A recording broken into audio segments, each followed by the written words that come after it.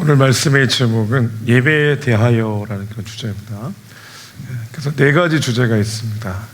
예배는 본질이다, 첫 번째 주제고, 두 번째 주제는 예배는 만남이다, 두 번째 주제입니다.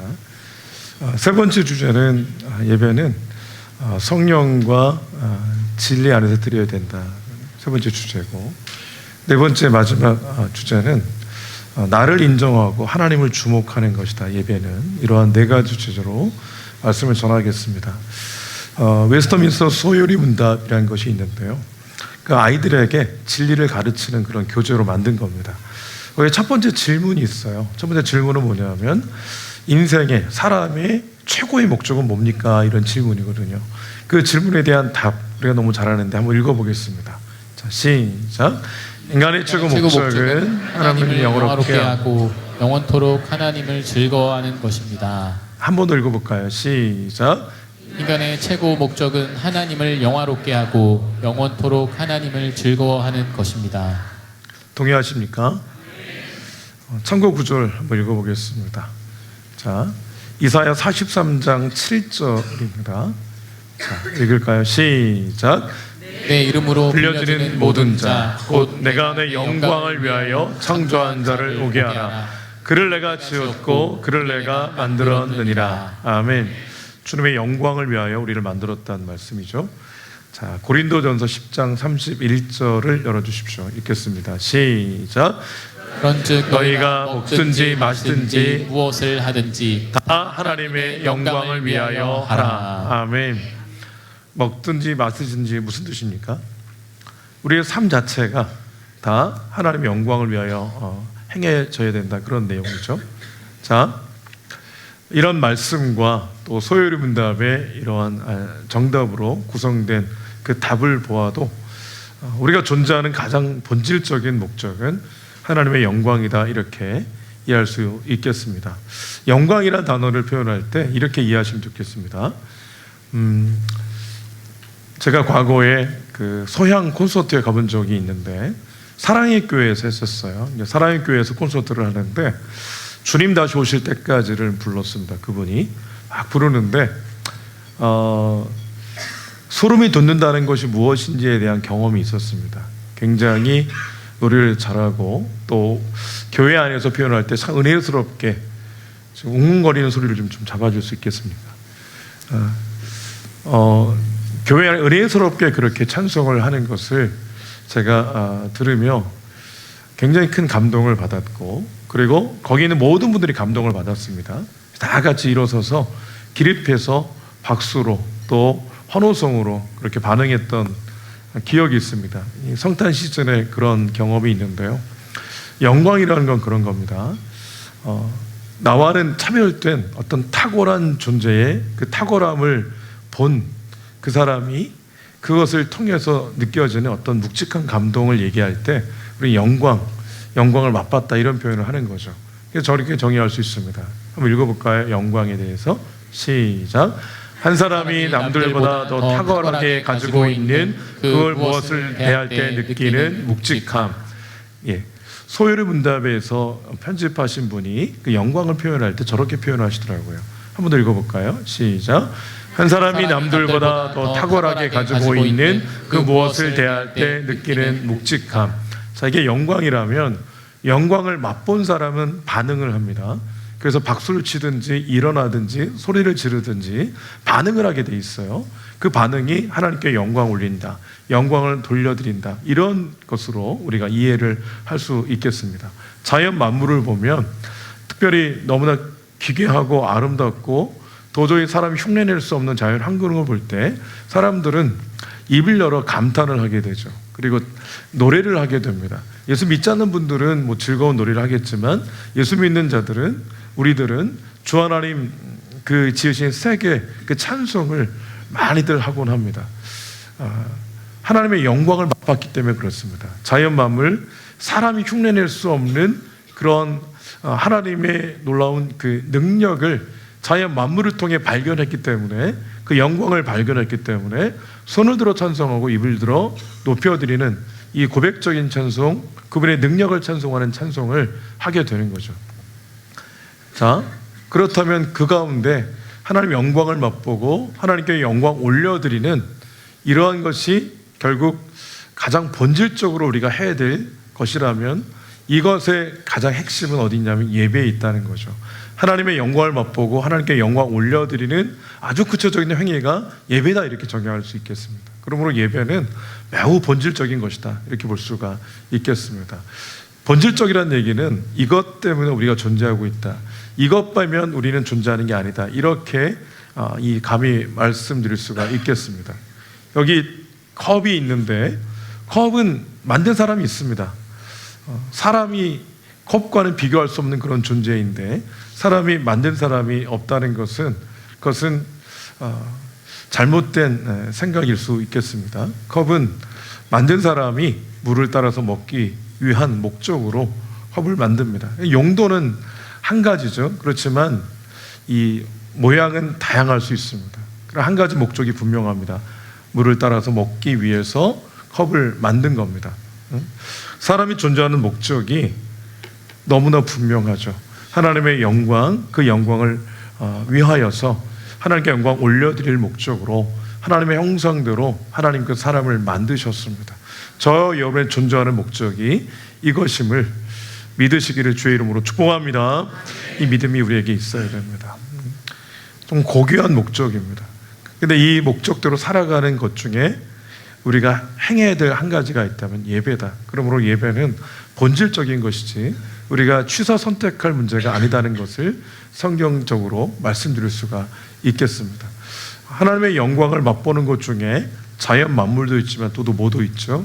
예수님의 십자가가 있습니다. 예수님께서 이 땅에 오신 것과 공적인 생애를 살아간 것과 십자가에서 죽으신 모든 행적 하나하나를 통해서 우리는 뭘 확인합니까? 하나님의 영광을 맛보는데 특별히 하나님의 사랑을 맛보는 겁니다. 하나님의 사랑을 깨닫는 거죠. 하나님의 긍휼과 은혜를 깨닫는 겁니다. 그게 바로 하나님의 영광을 맛보는 것이고, 그 십자가의 사랑에 대한 이 하나님의 사랑과 은혜를 발견한 사람은 뭐 합니까? 무릎 꿇죠. 그리고 손을 듭니다. 그리고 눈물을 흘리죠. 반응이 있게 되어 있습니다. 자, 예배라는 것은 1차적으로 이 존재 목적을 깨달은 당신의 백성들의 아주 기본적인 본질이며 반응이라는 것을 우리는 알 수가 있겠습니다. 여러분, 예배 가운데 주일 1부, 2부 예배도 있고 새벽 예배도 있고 금요 예배도 있고 각 가정에서 매일매일 또는 일주일에 한 번씩 예배하는 그런 예배도 있습니다. 더 중요하고 덜 중요하고 이거는 우리의 관점입니다. 주일날 예배를 드리는 것, 공동체적 예배는 더 중요하고 가정에서 드리는 예배는 덜 중요하다는 것은 정확하게 우리의 관점입니다. 하나님께서는 그렇게 구별하지 않으셨어요. 구분하지 않으셨습니다. 모든 예배는 그 예배 자체로 우리의 본질에 있어서 하나님께 영광 올려드리는 그러한 과정이기에 이 예배는 가장 소중하고 구별되어야 마땅하다 볼 수가 있겠습니다. 주일 1부, 2부나 새벽에 드리는 그런 예배나 가정에서 드리는 예배나 더 중요하고 덜 중요한 게 없습니다. 다 예배는 본질적으로 소중합니다. 본질적으로 구별이 되어야 됩니다. 그러므로 우리가 할 수 있는 건 뭐냐면 예배에 최고의 우선순위를 둬야 됩니다. 예배에 최고의 우선순위를 둬야 됩니다. 우선순위를 둔다는 얘기는 뭐냐면 그것에 내 모든 것을 집중하는 거죠. 예배가 있으면 예배를 위해서 나를 구별하는 겁니다. 예배를 위해서 내가 구별되는 거죠. 그래서 예배가 있으면 내가 거기 있는 거예요. 예배를 드리는 현장에 나도 거기 있는 겁니다. 이것을 선택하는 게 아니라 그냥 당연시 여기는 이러한 이 신앙의 모습이 얼마나 중요한지 모릅니다. 예배는 우리의 본질이에요. 그거 빼면 내가 없는 거죠. 자, 그럼 두 번째 단계로 넘어갑니다. 예배가 우리의 본질인데 그렇다면 예배를 통해서 우리는 어떤 일이 일어나느냐? 주님과의 만남이 일어나는 겁니다. 오늘 우리가 읽은 본문이 요한복음 4장이잖아요. 요한복음 4장 우리가 읽자는 앞에 보면 우리가 잘 알듯 사마리아 수가성의 어떤 이름 없는 여인이 나옵니다. 유대인들은요, 예루살렘에서 북쪽에 있는 갈릴리로 갈 때 예루살렘이 있고 갈릴리가 있으면 요단강이 쭉 흐르잖아요. 요단강이 흐르는데 요단강 오른쪽으로 돌아가서 갈릴리로 갑니다. 빠른 것은 이 직선으로 사마리아를 딱 지나가서 가면 훨씬 빠른데 불편하게 돌아서 가요. 왜냐하면 우리가 잘 알듯 사마리아 지역이 이 아수르 제국이 이 지배를 하면서 혼혈 정책을 쓰죠. 피가 섞여 있습니다. 그래서 부정한 땅, 부정한 사람들이라고 이방인처럼 취급을 했어요. 그래서 정통 유대인들은 사마리아로 지나가지 않습니다. 요단강 동편으로 지나가요. 근데 예수님께서 의도해서 사마리아 땅으로 지나갑니다. 그리고 난 12시에 그 여인을 물 기르러 온 여인을 만나게 돼요. 제자들은 먹을 것을 사러 마을로 들어갔고 그 우물가에는 예수님과 이 여인밖에 없습니다. 예수님께서 물을 좀 달라고 하죠. 여인이 우리 유대인들은 우리와 상종을 하지 않는데 유대인이면서 남자인 당신이 왜 나에게 물을 달라고 합니까? 예수님께서 대답을 합니다. 내가 누구인 줄 알았더라면, 하나님의 선물 내가 누구인 줄 알았더라면 나에게 생수를 달라고 했을 텐데. 예수 말씀합니다. 여인이 당신이 야곱도 아닌데, 우리 조상 야곱이 우리에게 준 우물가가 여기에 있는데 당신이 누구인데 그렇게 얘기할 수 있는지. 예수님께서 말씀하죠. 내가 주는 물을 마시면 목마르지도 않을 것이고 그리고 그 속에서 샘물이 터져 나올 것이다. 그렇게 예수님께서 말씀하세요. 그럼 여인이 그걸 솔깃하죠. 그 물이 있으면 나를 좀 마시게 해서 내가 다시 물 기르러 여기 오지 않도록 도와달라는 그런 요청을 합니다. 예수님께서 갑자기 뜬금없이 맥락 없이 가서 내 남편을 데려오라 이렇게 얘기를 하죠. 여인이 나는 남편이 없다 이렇게 얘기합니다. 예수님이 맞다, 너는 남편이 없다. 남편 5이 있었지만 지금 있는 사는 남편도 결코 그런 적절한 관계는 아니지. 너는 남편이 없는 게 맞다 이렇게 말씀합니다. 예수님이 생수이시고 영원한 의미의 예수님이 남편 되심을 그 여인에게 가르쳐 주십니다. 예수님이 선지자라 이렇게 생각이 들었어요. 그래서 질문을 던집니다. 우리 조상들은 이 사마리아 땅 그리심산에서 예배를 해야 된다고 얘기를 하고 당신들은 예루살렘에서만 예배를 해야 된다고 하는데 도대체 뭐가 맞습니까? 예수님이 그 말 끝에 얘기한 것이 저 말씀입니다. 나는 영인데 하나님은 영이신데 예배하는 자들은 영과 진리로 예배해야 된다. 하나님이 이런 예배자들을 지금 찾고 있다. 지금이 바로 그때다. 예수님이 말씀하시죠. 이 여인이 예수님을 그렇게 만난 이후에 예수님이 누군지를 정확하게 깨닫죠. 그리고 물동이를 버리고 마을에 들어가서 이제 예수님을 전하는 그 길을 걸어가는 것을 보게 됩니다. 자, 예배는 만남이라고 말씀을 드렸어요. 근데 그 여인이 어떤 상태였습니까? 여인은 5번 결혼을 할 때 어떤 주석가들은 그렇게 해석도 합니다. 여인이 남편을 좀 좋아했고 남자를 좋아하는 부정한 여인이었다. 이렇게도 해석하는데, 근데 당시 유대 사회상 여자가 남자를 버릴 수 없어요. 남자가 여자를 버리죠. 그러니까 이 여인은 어찌 보면 이 남성 편력이 있는 여인이었다기보다는 버림받은 여인인 거예요.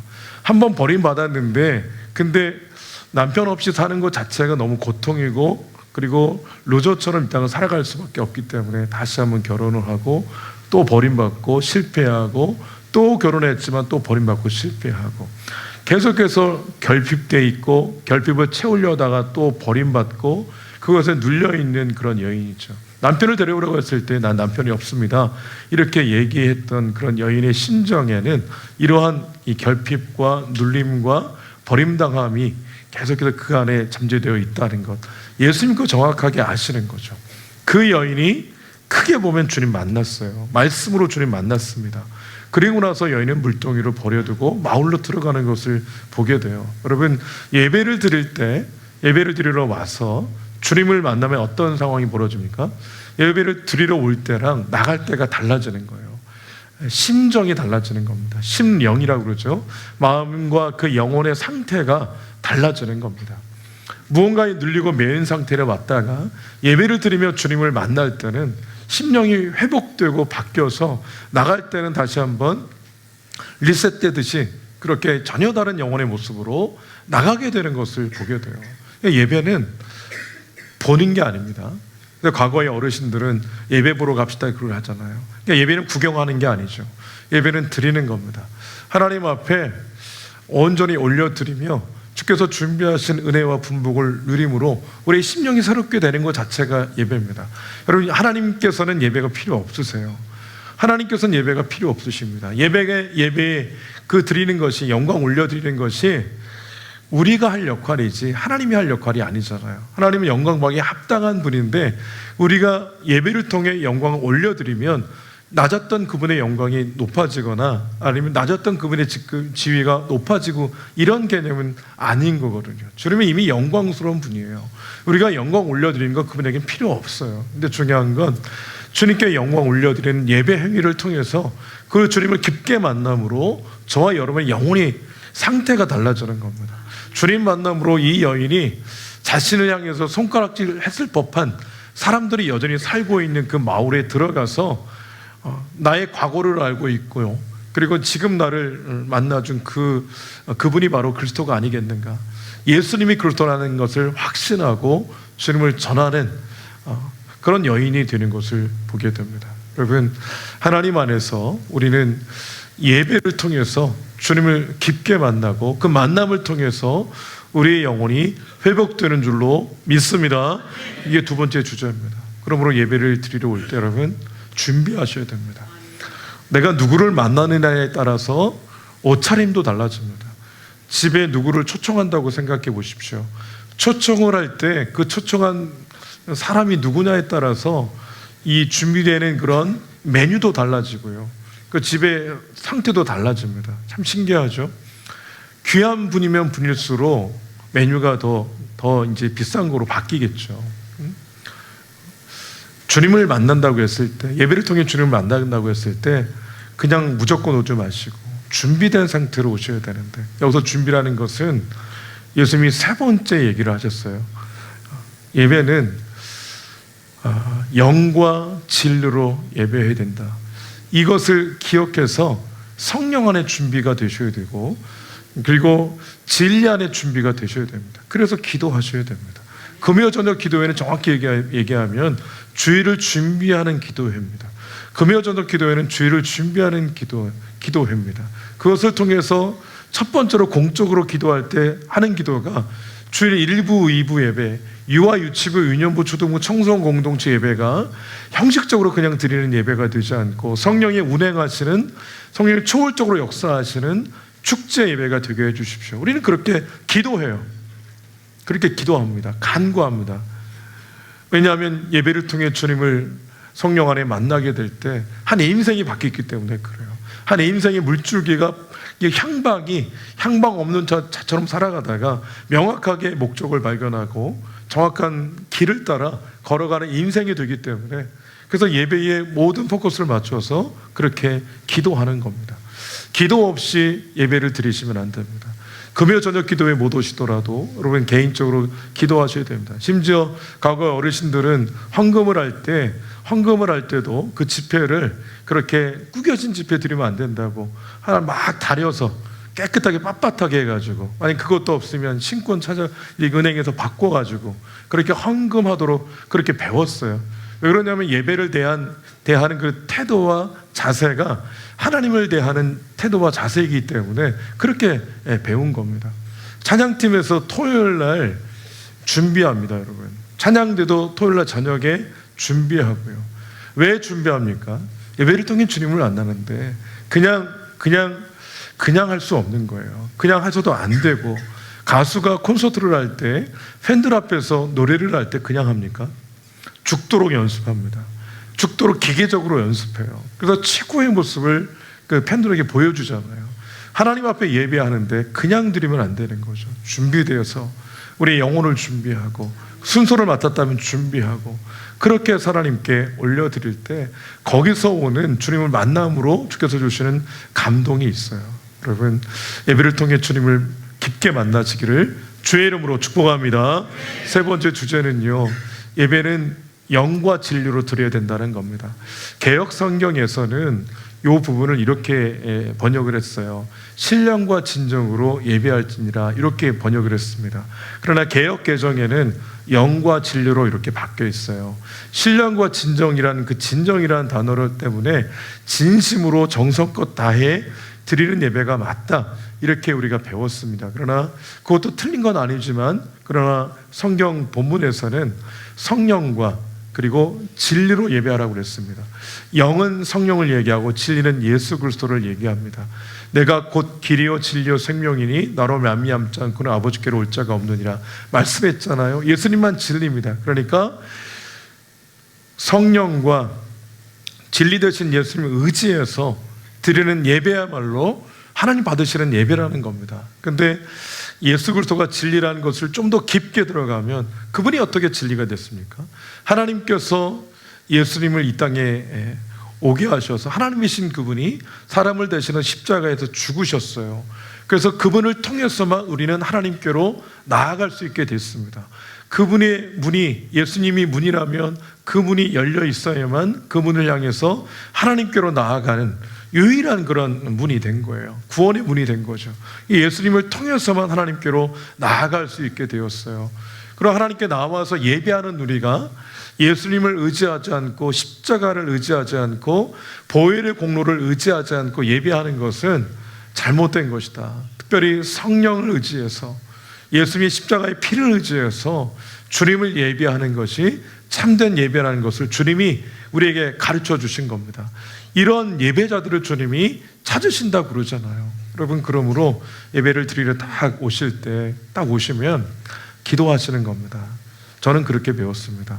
예배를 드리러 딱 오시면 10분 15분 전에 오셔가지고 그날 주보를 딱 보시면 예배 순서가 뭔지, 그리고 오늘 전한 말씀의 제목이 뭔지, 본문이 어디인지 확인하고, 그리고 읽고 묵상하고 예배 순서 맡은 자들을 위해서 기도하고 예배 가운데 성령께서 운행하시길 기도하고, 그리고 이곳에서 예수의 십자가의 피공로를 의지해서 예배를 드릴 때 하나님 영광 받으시고 강력한 은혜를 베푸실 것을 위해서 기도해야 된다고 배웠습니다. 아주 어렸을 때 예수 믿기 전부터 우리 전도사님이 그걸 가르쳐 주셨어요. 그래서 꼭 그렇게 했습니다. 여러분, 예배를 딱 들어오시면 예배 전에 밖에서 교제하시고 딱 들어오시면 그때부터 하나님을 만나러 오신 거니까 하나님과 깊은 만남이 있기 위해서 여러분 영의 모습을 준비하셔야 되잖아요. 그러니까 내가 오늘 예배를 드릴 때 다른 어떤 것에 시선이 뺏기지 않고, 아까 우리 찬양할 때 보면 이렇게 PPT가 제때 안 나올 때가 있잖아요.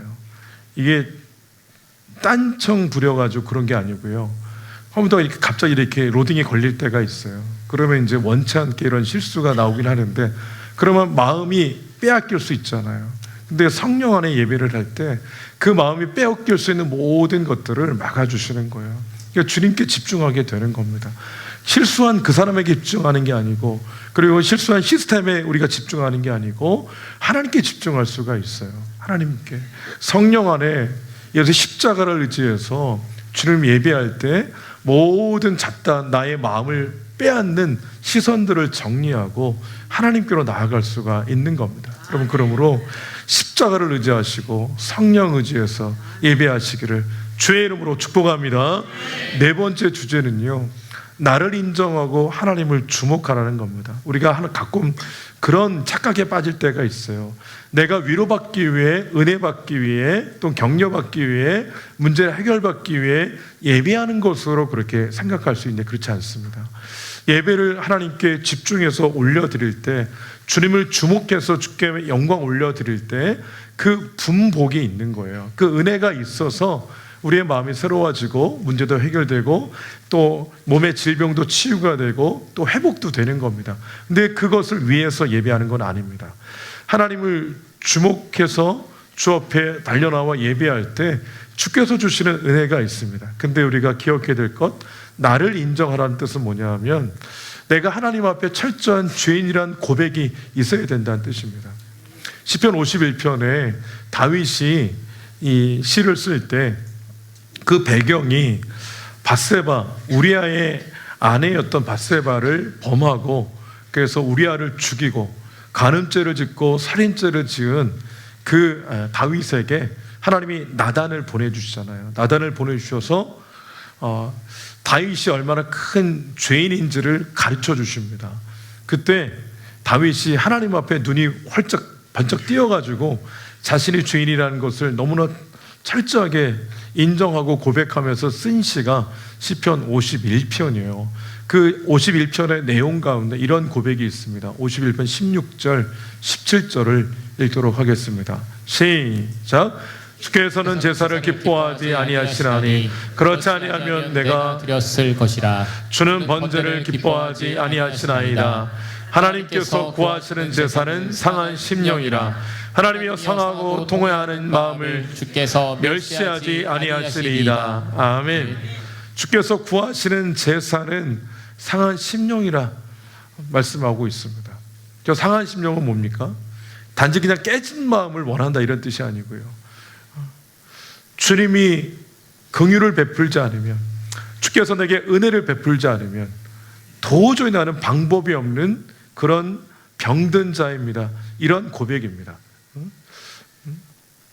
저 배경이 자신의 죄가 백일하에 드러나고 그것을 스스로 너무 부끄럽게 깨달은 다음에 하나님 앞에 엎드린 거잖아요.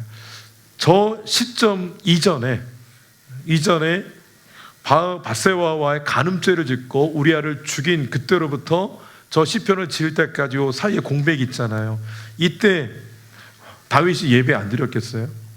예배 드렸겠죠. 아침 저녁으로 예배 드렸겠죠. 그리고 월삭이라고 해서 초하루에 해가 달이 바뀌면 그 달의 첫날 예배하는 게 있어요. 예배 드렸겠죠. 절기 지켰겠죠. 다윗이 분명히 그랬을 겁니다. 근데 내가 그렇게 하나님을 예배했고 제사를 드렸지만 그거 하나님 원하시는 게 아니고, 하나님 내가 죄인임을 철저하게 고백하고 하나님 은혜가 없이 나는 도저히 방법이 없는 존재라는 것을 고백하는 그 고백에 하나님께서는 최고의 예배로, 최고의 제사로 여기시는구나 라는 고백을 지금 하고 있는 겁니다. 호세아가 저 말씀을 인용해요. 호세아 6장 6절을 읽겠습니다. 시작.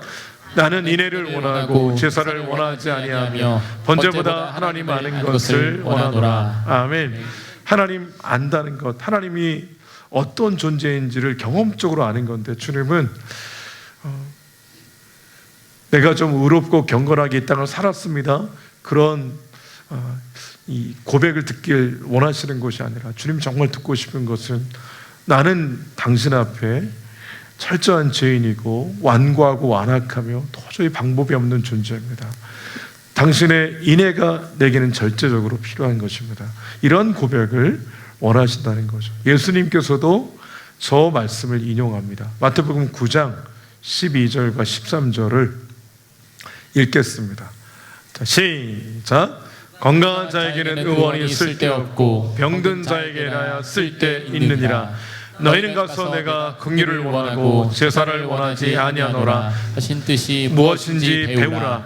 나는 의인을 부르러 온 것이 아니요 죄인을 부르러 왔노라 하시니라. 아멘. 예수님조차도 저 말씀을 인용하셔서 말씀하신 거예요. 저 말씀 배경이 뭐냐면 마태를 부르신 거예요. 이 세관에 앉아서 돈을 걷는 마태를 부르신 겁니다. 그 마태의 집에 가셨어요.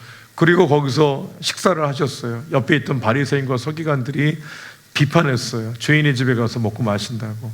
그때 저 말씀하신 겁니다. 마태의 심정으로 들어가서 예수님께서 저 말씀을 하신 겁니다. 저와 여러분 가운데 의로움은 얼마나 의롭고 경건하면 얼마나 경건합니까? 하나님 앞에서 십자가가 필요하지 않은 분이 있어요? 하나님 앞에서 예수님의 보혈이 필요하지 않은 분이 어디 있습니까? 아무도 없어요. 저와 여러분은 다 하나님 앞에서 그저 주의 은혜가 아니면 방법이 없는 그런 존재라는 겁니다. 주님이 예배 때마다 이것을 인정하라는 거예요. 이 고백이 있어야 된다는 겁니다. 이 고백이 있는 자가 눈을 들어 누굴 보겠습니까? 하나님을 주목하겠죠. 눈을 들어 하나님을 주목합니다. 여러분, 우리가 좀 더 하나님 앞에 의롭게 살면 살수록 주님을 주목하지 않게 돼 있더라고요. 내가 좀 남들보다 의롭고 경건하게 살았다고 생각하는 순간부터 나의 의로움에 집중하고 나의 경건함을 주목하지 십자가와 하나님을 주목하지 않게 돼 있어요. 그래서 우리 심령이 어떤 심령이어야 하냐면 주의 은혜 없이 나는 살 수 없습니다. 이런 고백, 이 고백 예배 때마다 이 고백이 철저하게 있어야 됩니다.